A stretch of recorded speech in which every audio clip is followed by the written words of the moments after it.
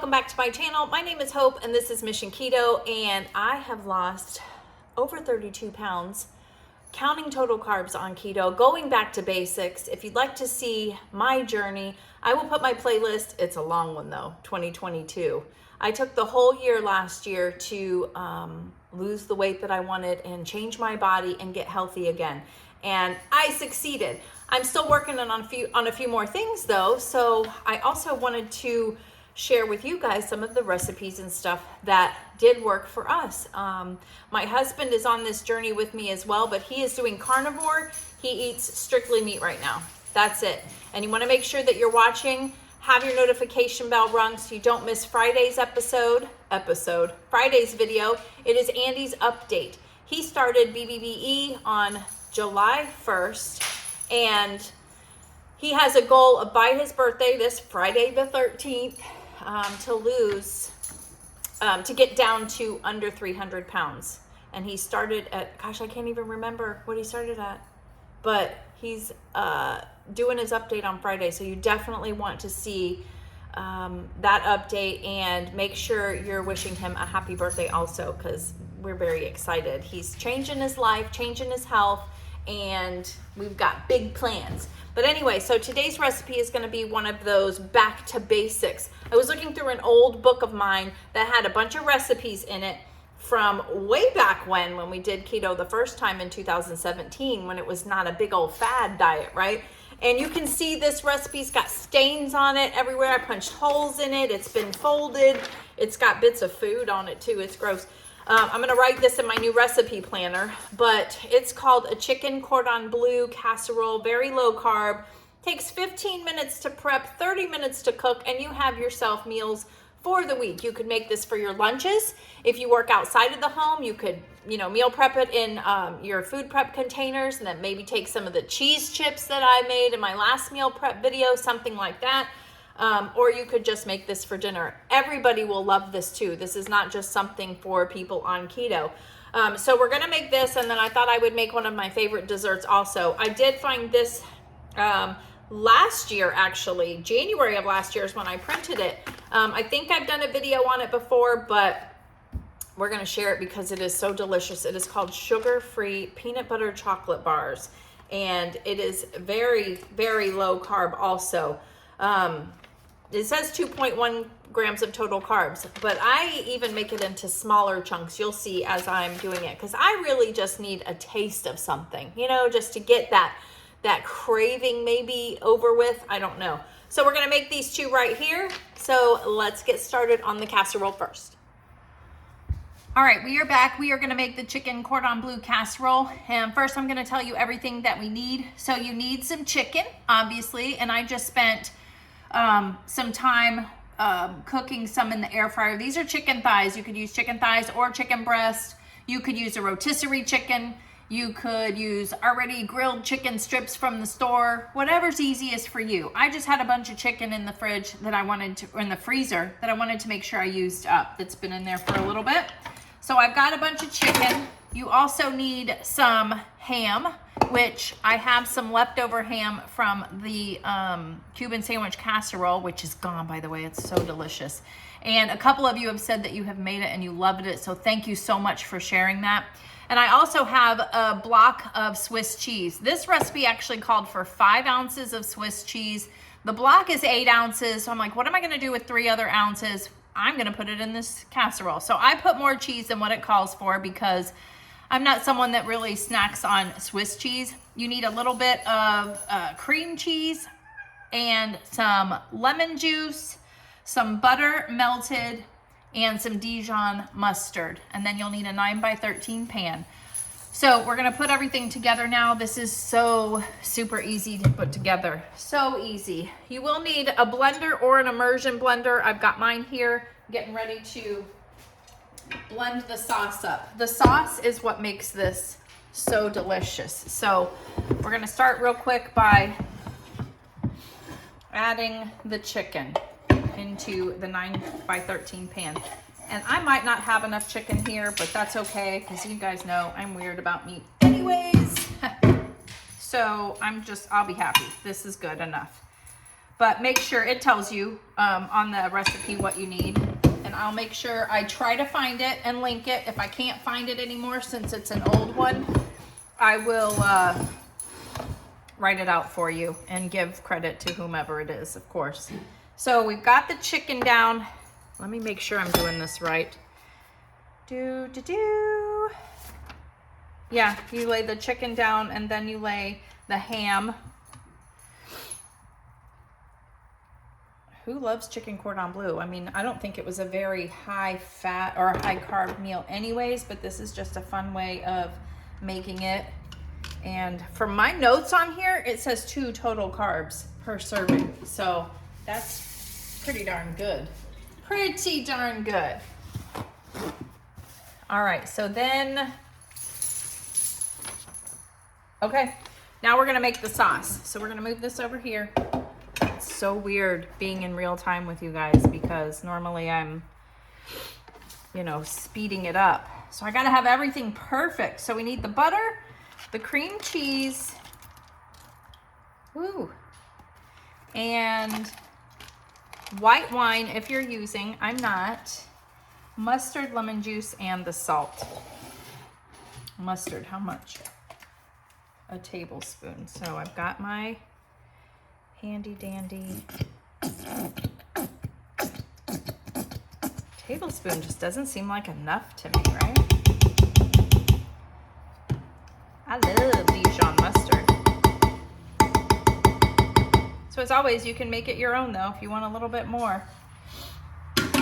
Some lemon juice, 2 ounces. I don't know what that is. So we're just gonna put a little bit of salt. I don't have it with me, so I'm not gonna worry about it. Next, we're going to blend it until a thick sauce forms. We're gonna spread it over the meat and then throw on the cheese. Wow, that's pretty easy, right? So I'm going to blend this up off camera because it'll probably make a mess. All right, and through the magic of television, I have the sauce and it's delicious. So definitely taste it as you go. Like, it was a little too thick, so I added a little more lemon juice. And I tasted it first and it wasn't too like tart. So, but I love like tart things anyway, so I don't think it would have bothered me. So, you know, just add if you feel like you need a little bit more of something. And then we're just gonna pour it over and spread it. But yeah, this is what makes it. If you guys didn't realize, I like casseroles. They're easy and they can keep you covered with meals for the week. If you're cooking for one, which I do. That's what I'm doing right now. So just make sure it's everywhere. Spatulas work really good for this. Oh, I can't wait. I got another one to make you guys next week. Woo, get ready. It's so good. I might be saving the best for last. Just kidding. Cuban sandwich casserole is the best. Okay. And then get all that goodness in there. You don't want to waste it. Now we're going to put the cheese on top. Now what's really funny is this recipe actually called for sliced Swiss cheese. And you remember that I used to do the sliced cheese in my Cuban sandwich casserole, and now after trying the shredded, I won't do the sliced anymore. The shredded just gave it a little more it kind of just that melty goodness. It melts better, I think. So I went ahead and did that with this. I went with the shredded. I shredded it myself too. So, all right. So now we're going to put this in a 350-degree oven for, oh, I don't even know how long. Probably 20, 25 minutes, 30 to 40 minutes. So next, while this is in the oven, we'll get started on the dessert.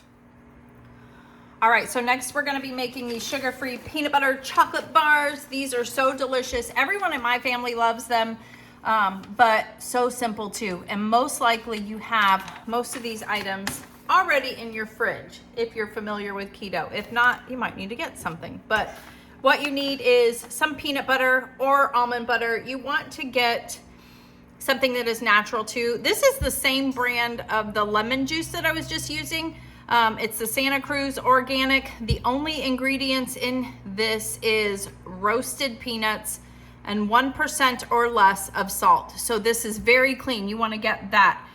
There's other, brands out there too, but that was what was best at my store and the cheapest. And then you do need some butter. So you need half a cup of butter, which is about 8 tablespoons. You need some liquid stevia, plain. That's why I'm glad I had a little bit of this left over, because otherwise I've just got the vanilla and the caramel. You need some, they recommend the Chalk Zero. I have these already open, so I'm going to use the Lily's baking chips. You need some vanilla extract. And last but not least, you need some Swerve. Well, it can be any confectioner's sugar replacement that you want to use. Lakanto has one also. There's quite a few out there, but this is the one that seems to be most available in like your regular grocery stores. So we're going to put this all together. The first thing that you have to do, I'll tell you now, because I'm going to speed this part up, is we're going to put the butter and the peanut butter in a bowl and melt it and combine it very well. And then we're going to add the liquid stevia, the sweetener, and the vanilla. We're going to mix all that together. We're going to put it in an 8x8 parchment lined sheet or baking pan. And I have little hair clips to hold it down. So I know that's funny. And then we're going to stick it in the freezer to harden this up for about 10 minutes. So we'll speed that up and I'll show you that part. And then when we come back, we make the chocolate part.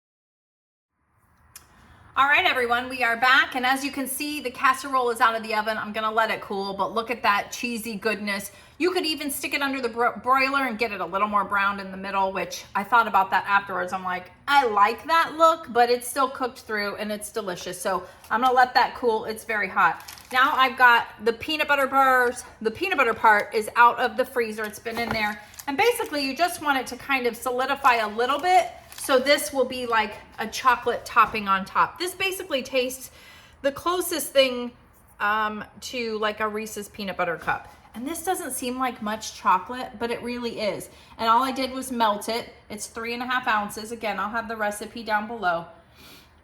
Because you gotta spread it on here, so that's why they want the peanut butter to be a little bit frozen, just for a little bit. It just kind of helps when you're spreading it. But I have made this many times, and it is a hit for everyone.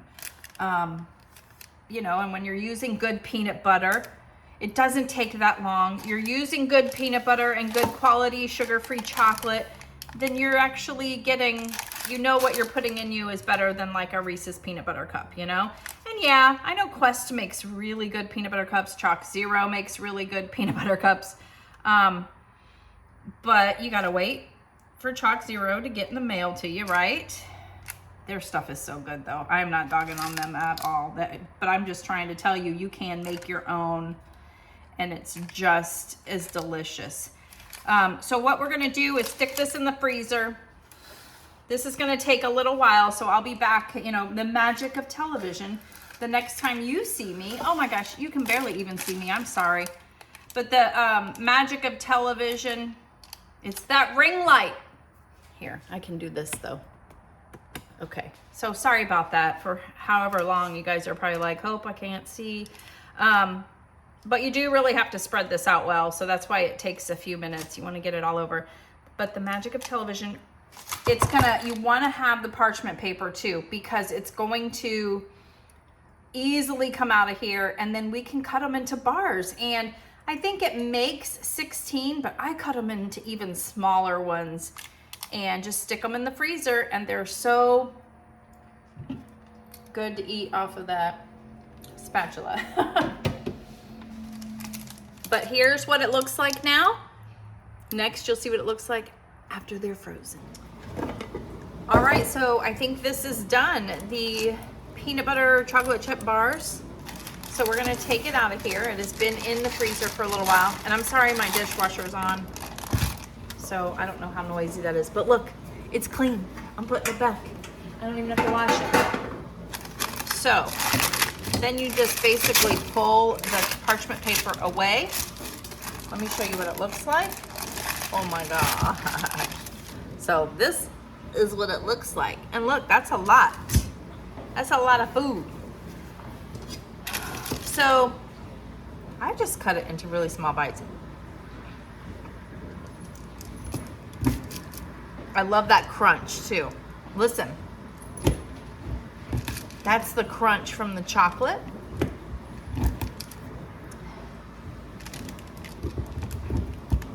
And that one's a little bigger, but that's okay.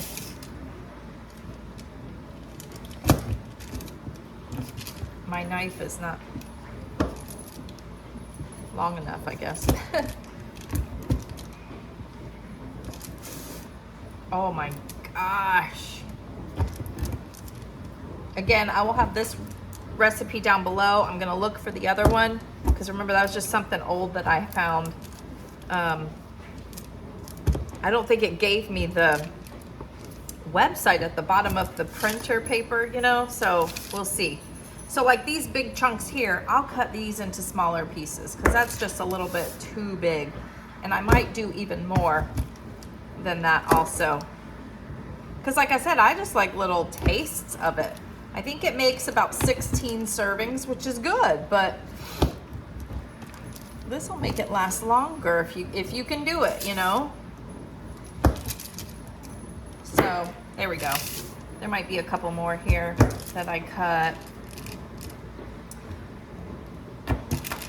But we're gonna do things backwards. I'm gonna taste it. Oh gosh, oh gosh. And my camera's crooked, everything, it's just a mess. I'm using the broken ring light for my camera. And then I have the other ring light over here, which is awful. So here it is. It's a thin layer of chocolate, but I promise you, it's delicious. And look, all the chocolate on my hand.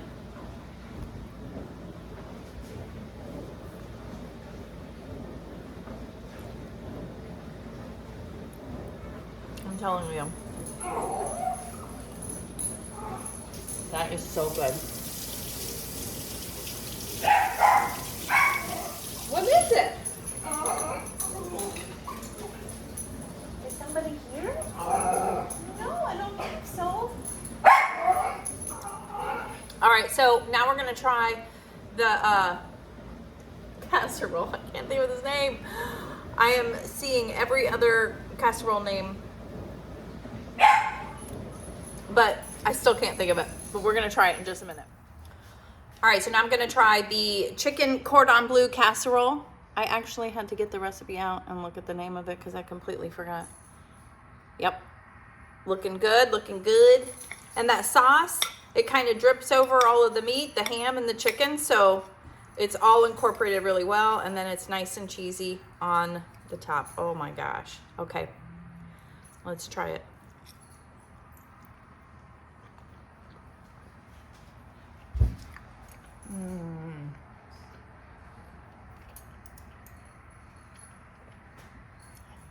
This is delicious.